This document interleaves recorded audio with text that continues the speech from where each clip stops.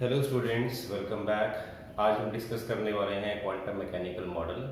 और अभी तक जो हमने पिछले 2 लेक्चर्स में पढ़ा इसको रिवाइज कर लेते हैं। बोर के मॉडल के फेलियर के लिए क्या रीजंस थे? तो सबसे पहला, Bohr model it do not take into consideration the wave nature of electron as shown by de Broglie experiment. तो डी ब्रॉगली ने बोला था वेव कैरेक्टर एसोसिएटेड रहता है इलेक्ट्रॉन के साथ और इलेक्ट्रॉन मूव करते टाइम एक वेव की तरह मूव करेगा, लेकिन बोर मॉडल में इस बात को कंसीडर नहीं कर रखा था।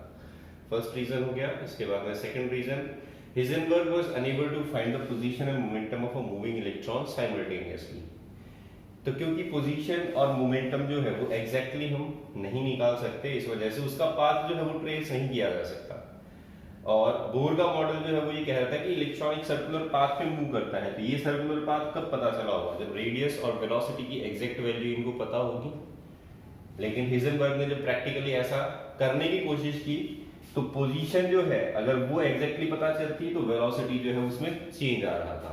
तो इस वजह से हम एक एग्जैक्ट पाथ जो है वो ट्रेस नहीं कर सकते इलेक्ट्रॉन का। ये हो गया सेकेंड रीजन।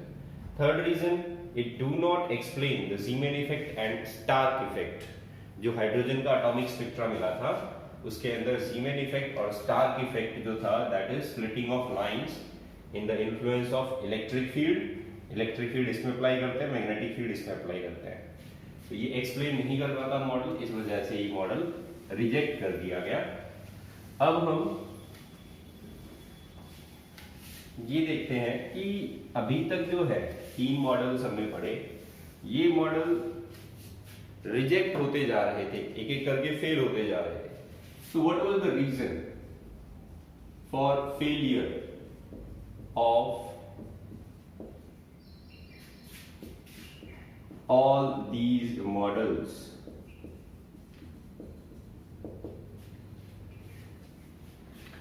ये सभी model,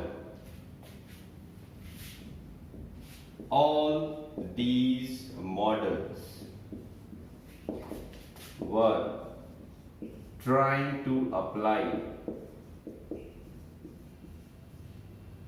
the laws of classical physics, that is Newton mechanics,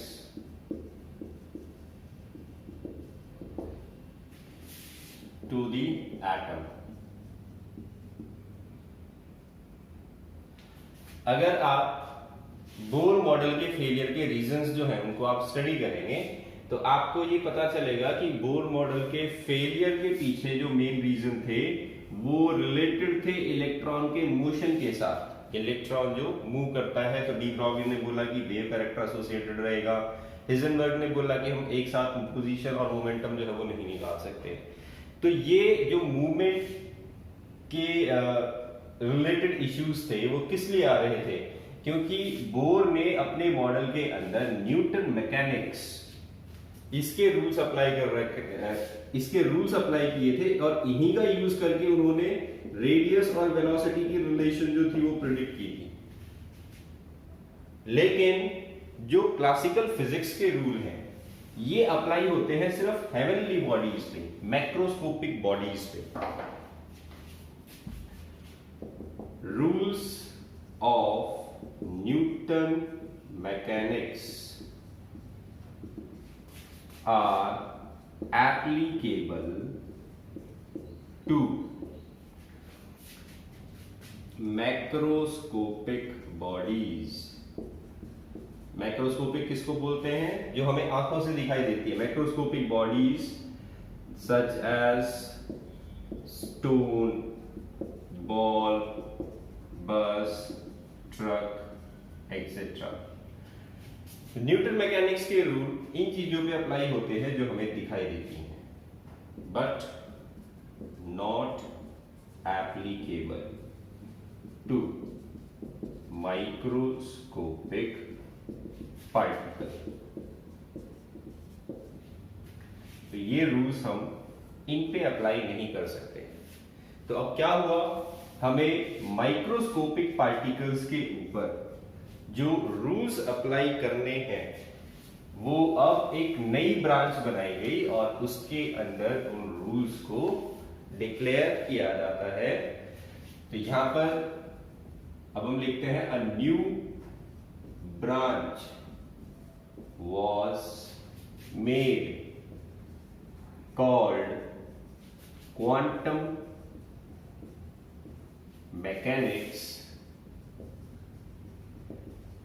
which describe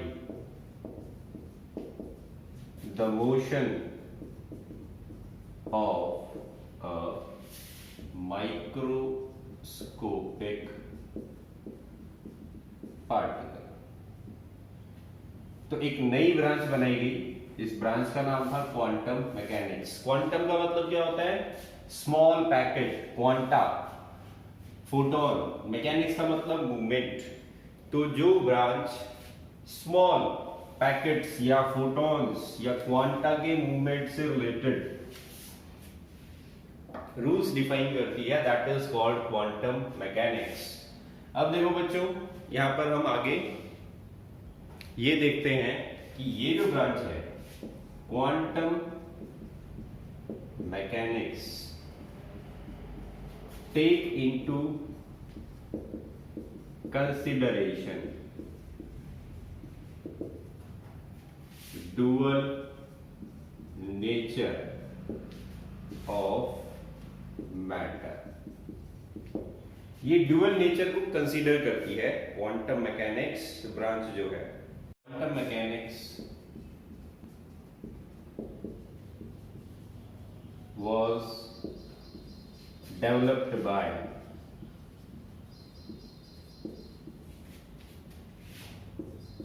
Erwin Schrödinger in 1926 to describe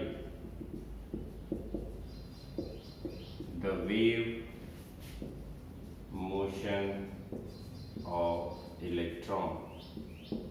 तो क्वांटम मैकेनिक्स जो ब्रांच है इसको स्क्रोडिंजर ने डेवलप किया था 1926 के अंदर, और ये ब्रांच जो है ये डिस्क्राइब करती है wave motion of the electron को। इन्होंने वेव मोशन को डिस्क्राइब करने के लिए to describe the wave motion of electron, he put forward an equation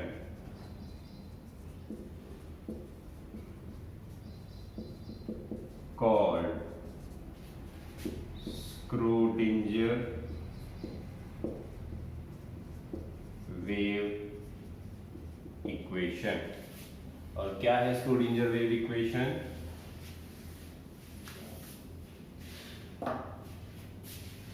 d square psi upon d square dx square plus d square psi for dy square।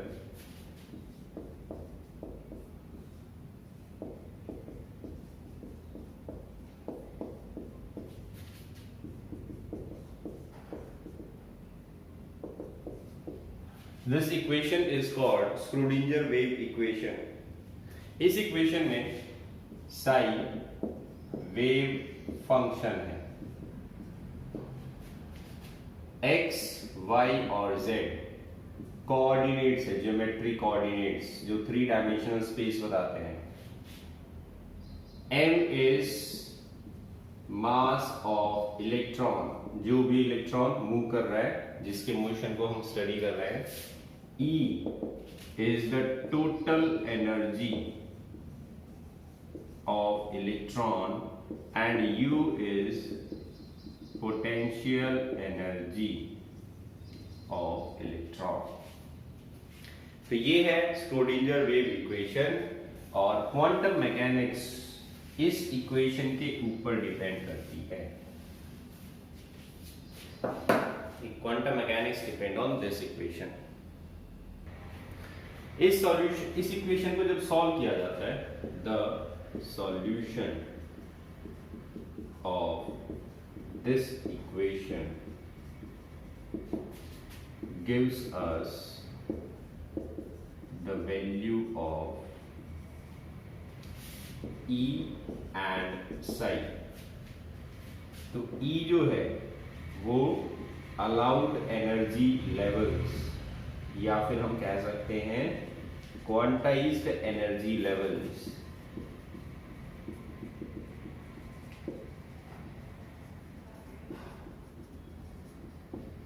इसकी value को represent करता है। And Sai जो है ये अलाउड वेव फंक्शन या wave function इनको represent करते हैं। तो हमें ये दो वैल्यूज जो हैं वो मिलती हैं इस स्क्रोडिंजर वेव इक्वेशन से। तो ये हो गया स्क्रोडिंजर वेव इक्वेशन और उसके सॉल्यूशन से हमें मिलने वाली इंफॉर्मेशन के बारे में। अब देखो बच्चों, कई बार एक ये सवाल पूछ लिया जाता है, ये जो वेव फंक्शन है साई, इसका फिजिकल सिग्निफिकेंस क्या है? Question, what is the significance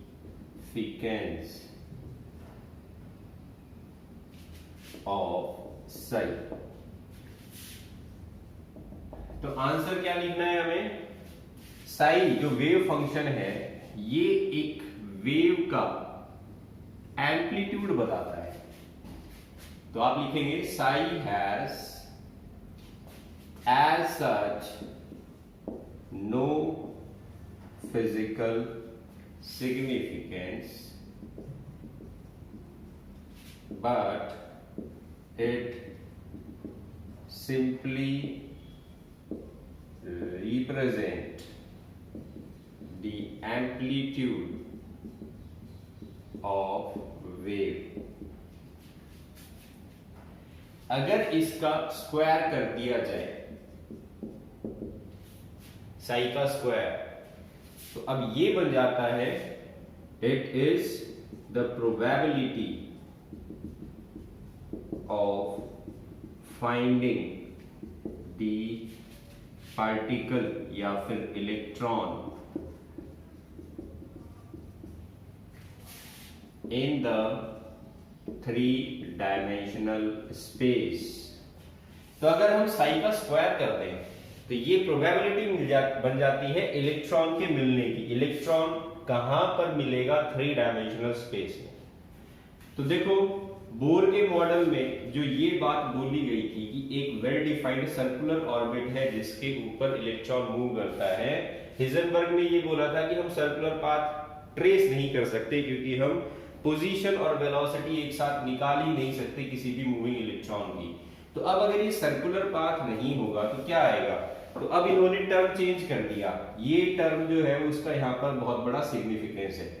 अगर आप वेल डिफाइंड सर्कुलर पाथ नहीं बना सकते तो आपको जो है वो क्या करना पड़ेगा? एक रीजन बनाना पड़ेगा। ये रीजन जो है ये वो जगह है, वो स्पेस है जहां इलेक्ट्रॉन मिलने की संभावना सबसे ज्यादा है। तो ये संभावना वर्ड, प्रोबेबिलिटी वर्ड इसीलिए यूज किया गया क्योंकि हम एग्जैक्टली पोजीशन या लोकेशन जो है वो किसी भी टाइम पर इलेक्ट्रॉन की ट्रेस नहीं कर सकते। तो हम उसका रास्ता ट्रेस नहीं कर सकते, तो हम यहाँ पर टेक्निकल टर्म ले आते हैं प्रोबेबिलिटी। मतलब एग्जैक्टली नहीं पता हमें इलेक्ट्रॉन जो है उसकी लोकेशन यहाँ होगी या नहीं होगी, लेकिन एक पर्टिकुलर टाइम पर सबसे ज्यादा संभावना जो मिलने की है वो कहाँ होगी। तो आप साई का स्क्वायर कर लीजिए, ये आपको बता देगा कि किस इलेक्ट्रॉन की प्रोबेबिलिटी कहां पर होगी सबसे ज्यादा मिलने की। तो इन्होंने इस सर्कुलर पाथ टर्म को हटा के प्रोबेबिलिटी को इंट्रोड्यूस कर दिया एटम के अंदर। तो ये एक इंपॉर्टेंट पॉइंट है, इसको आप नोट कर लेना। ये क्वेश्चन भी आता है what is the significance of Sai and what is the significance of Sai square, ये भी पूछ सकता है आपसे। तो ये दो क्वेश्चन जो है वो आपको ध्यान रखने हैं। अब इसके बेसिस पे हम एक और पॉइंट लिख देते हैं, द रीजन और space around the nucleus where probability of finding the electron is maximum is called orbital. इसके लिए एक नया टर्म जो है वो यूज किया गया, जो रीजन होता है, जो स्पेस होता है जहां इलेक्ट्रॉन मिलने की संभावना सबसे ज्यादा है, उसको हम यहां पर ऑर्बिटल बोलेंगे। तो ऑर्बिटल एक 3 डायमेंशनल स्पेस हो गया न्यूक्लियस के चारों तरफ, जहां इलेक्ट्रॉन मिलने की संभावना सबसे ज्यादा है। तो अब हम एक बार मैं आपको रिवाइज करके बता देता हूं। स्क्रोडिंजर वेव इक्वेशन, ये इक्वेशन दी गई। इस इक्वेशन को जब हमने सॉल्व किया तो हमें दो चीजें मिली, ई और साई। ई जो है वो अलाउड एनर्जी है जो ऑर्बिटल्स पॉसिबल हो सकते हैं। This is the allowed energy of orbitals. तो जैसे नील बोर ने बोला था कि आप कोई भी सर्कल ड्रॉ नहीं कर सकते, मतलब कोई भी रास्ता नहीं हो सकता इलेक्ट्रॉन का, एक वेल डिफाइंड पाथ होगा। तो उसकी एनर्जी जो है वो एनर्जी यहां से आ जाती है इस इक्वेशन को जब हम सॉल्व करते हैं। और साई जो है वो वेव फंक्शन हो गया। वेव फंक्शन एक तरीके से एम्पलीट्यूड हो गया उस वेव का। This is the amplitude of the wave. कौन सी वेव? इलेक्ट्रॉन जो मूव करते टाइम वेव शो करता है, उस वेव का एम्पलीट्यूड है ये साई।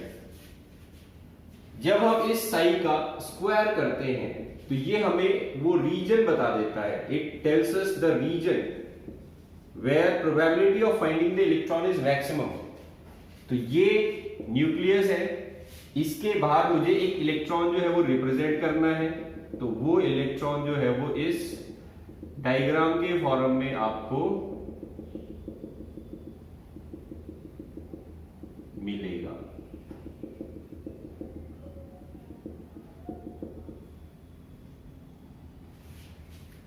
तो ये वो जगह है, ये वो रीजन है जहां इस इलेक्ट्रॉन के मिलने की प्रोबेबिलिटी सबसे ज्यादा है, और इस इलेक्ट्रॉन की एनर्जी आपको यहां से मिल जाएगी। तो इसको बोला गया, दिस इज कॉल्ड ऑर्बिटल। तो अभी तक हमने क्वांटम मैकेनिक्स के अंदर ये चीज पढ़ी। पूरी मैकेनिक्स इस इक्वेशन पे डिपेंड करती है। इसके सॉल्यूशन से दो चीजें मिलती हैं, इसका स्क्वायर करते हैं तो ऑर्बिटल मिल जाता है।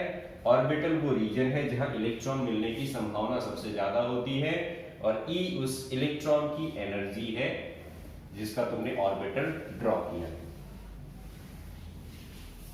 अब देखो बच्चों,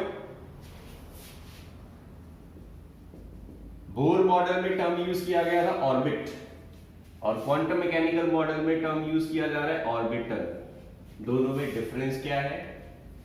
सबसे पहले बात करते हैं ऑर्बिट की। तो it is a well defined path. ये एक वेल डिफाइंड पाथ हो गया around the nucleus.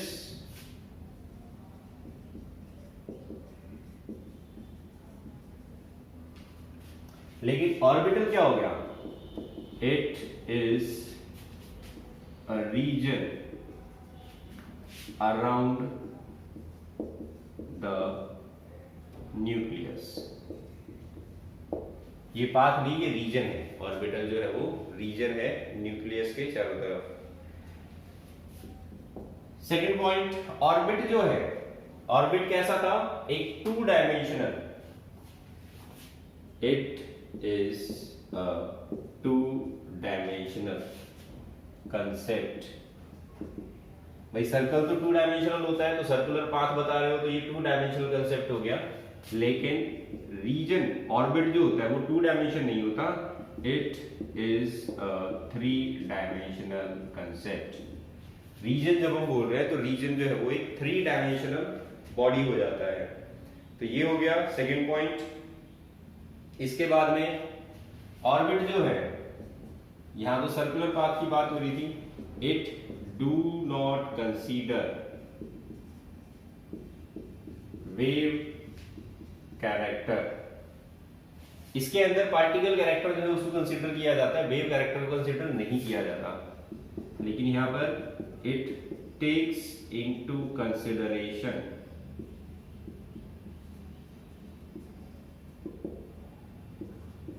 Dual nature. ये ड्यूअल नेचर को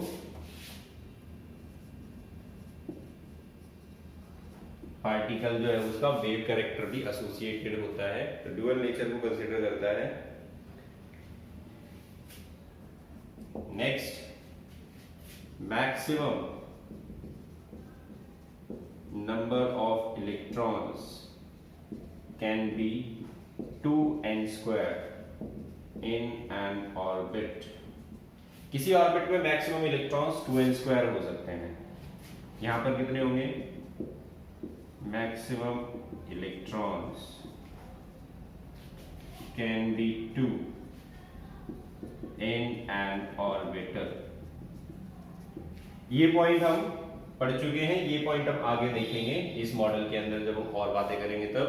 तो ये था ऑर्बिट और ऑर्बिटल के अंदर डिफरेंस, अभी तक जो हमने पोर्शन कवर किया इसके अंदर। अब पोस्टुलेट लिख देता हूं मैं, क्वांटम मैकेनिकल मॉडल जो है।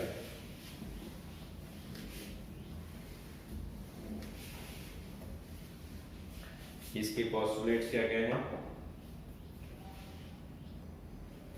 तो ये कुछ फीचर्स हैं क्वांटम मैकेनिकल मॉडल के। सबसे पहले, electron in an atom they have quantized energy levels.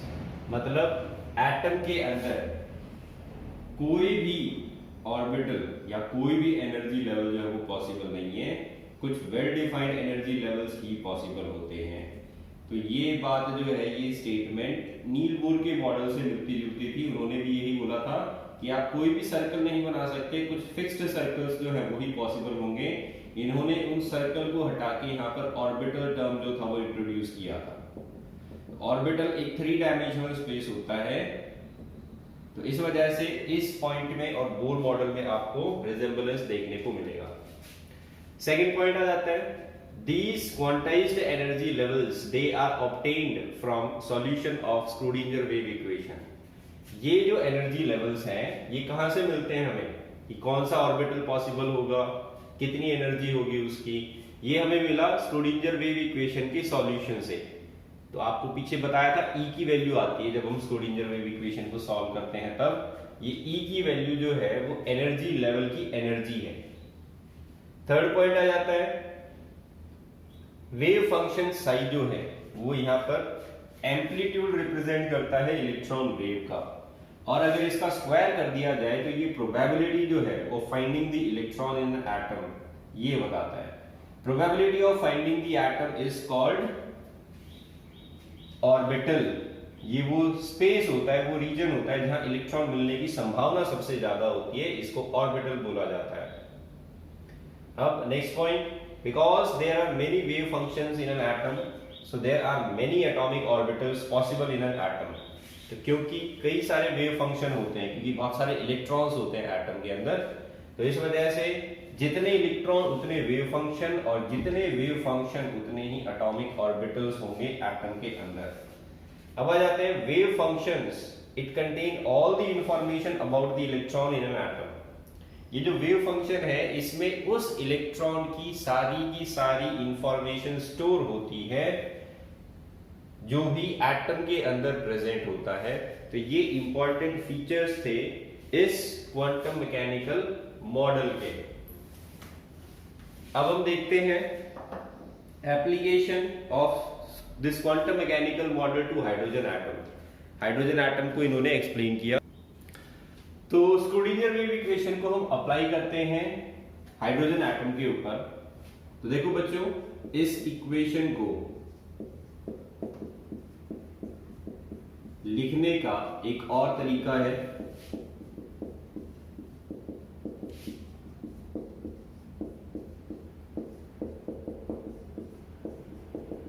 This was the Schrödinger wave equation.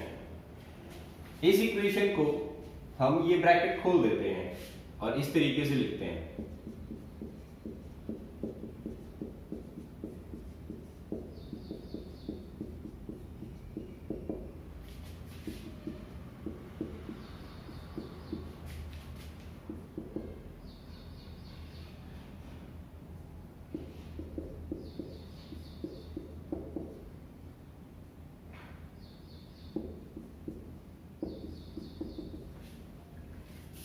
इसमें से साई कॉमन ले लेते हैं और इसको लिख देते हैं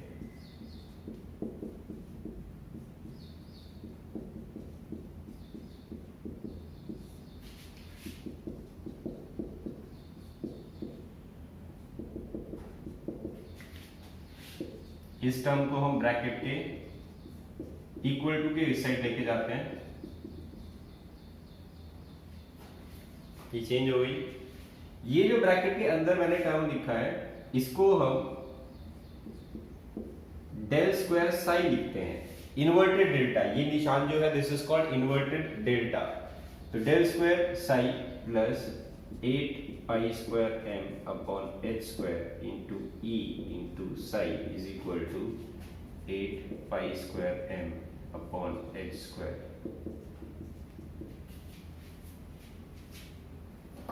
अब देखो ये टर्म जो है इसको हम भेजेंगे इस साइड में,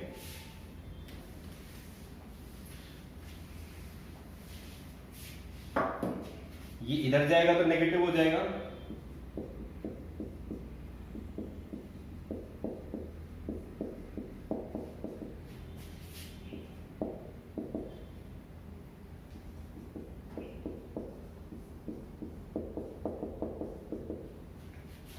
अब इसको हमें यहीं रखना है और इस वाले टर्म को हम क्रॉस मल्टीप्लाई करते हैं तो ये क्या बन जाएगा H square upon 8 pi square M into minus del square psi plus 8 pi square M upon H square u into psi is equal to e into psi. अब इस ब्रैकेट को खोल दो और इसको मल्टीप्लाई कर लो तो minus H square upon 8 pi square M into del square into psi minus plus आएगा, ये इससे मल्टीप्लाई होगा तो H square upon 8 pi square M into 8 pi square M upon H square into U into psi is equal to E psi. ये दोनों cancel हो गए, क्या बच गया हमारे पास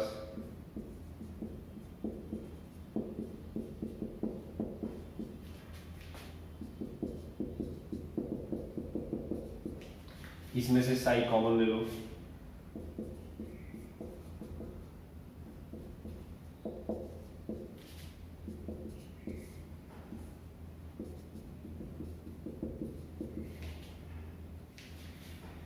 और इस पूरे टर्म को बोला जाता है ब्रैकेट के अंदर जो मैंने लिख रखा है this is called H cap psi is equal to E psi. तो स्क्रोडिंगर वेव इक्वेशन को हम कन्वर्ट कर लेते हैं इस फॉर्म में and this form is called eigen value equation. अब आपको जो है वो मैं कुछ छोटे छोटे टर्म्स बता देता हूं जो तुम्हारे कॉम्पिटिटिव एग्जाम में पूछे गए इस इक्वेशन से और इस डेरिवेशन से। क्वेश्चन आया what is the significance of psi, what is the significance of psi square, what is eigenvalue equation। चार ऑप्शंस दे रखे थे, एक ऑप्शन ये था करेक्ट ऑप्शन है। स्क्रोडिंगर वेव इक्वेशन को जब हम इस फॉर्म में लिखते हैं then it is called eigen value equation. Question number 4 del square is equal to what, चार ऑप्शंस दे रखे थे, ठीक है। तो इसमें से करेक्ट ऑप्शन आपको बताना था कौन सा है। इसके बाद में आता है in question in eigen value equation what is E, E जो है वो क्या होता है इस आइगन वैल्यू इक्वेशन में। तो देखो साई जो है इसका सिग्निफिकेंस हम पढ़ चुके हैं, साई जो है इट रिप्रेजेंट्स एम्पलीट्यूड। अगर एम्पलीट्यूड हो ऑप्शन में तो आपको एम्पलीट्यूड टिक करना है, अदरवाइज अगर ये लिख रखा है कि it has no physical significance, ये दोनों आपको एक साथ नहीं मिलेंगे, या तो ये मिलेगा या ये मिलेगा। एम्पलीट्यूड लिखा है तो एम्पलीट्यूड को टिक करना है, और अगर ये नहीं लिखा हुआ तो ये लिखा हुआ मिलेगा तो इसको टिक करना है। इसके बाद में आते हैं साई स्क्वायर पे। Sai square probability of finding the electron इसको बोलते हैं, और इसको हम दूसरे टर्म्स में ऑर्बिटल भी बोलते हैं। आइगन वैल्यू इक्वेशन क्या होती है? h cap psi is equal to e psi, this is eigen value equation. Del square जो है वो क्या होता है? डेल स्क्वायर जो है वो इस मैथमेटिकल टर्म को बोला जाता है, this is a mathematical term, this is called del square. E क्या होता है? E is called eigen value. क्या होती है eigen values? Allowed values of energy in the atom. Allowed energy levels को बोलते हैं हम आइगन वैल्यू, E से रिप्रेजेंट करते हैं इसको। तो ये हो गया इस डेरिवेशन और इस इक्वेशन से रिलेटेड कुछ क्वेश्चंस जो आ चुके हैं हमारे प्रीवियस क्वेश्चन पेपर्स के अंदर।